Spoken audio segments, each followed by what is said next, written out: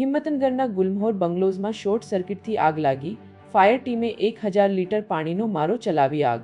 હિંમતનગરના ગુલમહોર બંગલોઝમાં short સર્કિટથી આગ લાગી, ફાયર ટીમે 1000 લીટર પાણીનો મારો ચલાવી આગ. સાબરકાંઠા હિંમતનગરના બેરણા રોડ પર આવેલા ગુલમહોર બંગલોઝમાં શુક્રવારે સાંજે એક મકાનમાં શોર્ટ સર્કિટના કારણે આગ. હિંમતનગરના બેરણા રોડ પર આવેલા ગુલમહોર બંગલોઝમાં શુક્રવારે સાંજે એક મકાનમાં શોર્ટ સર્કિટના કારણે આગ લાગી હતી.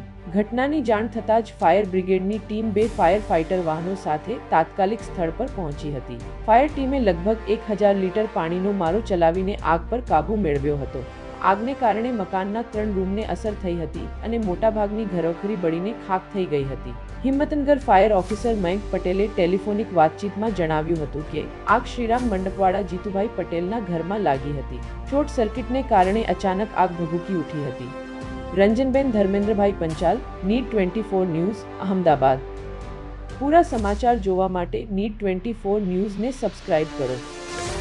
હાલ સંબંધિત વિભાગ દ્વારા સમગ્ર મામલે વધુ તપાસ હાથ ધરવામાં આવી રહી છે.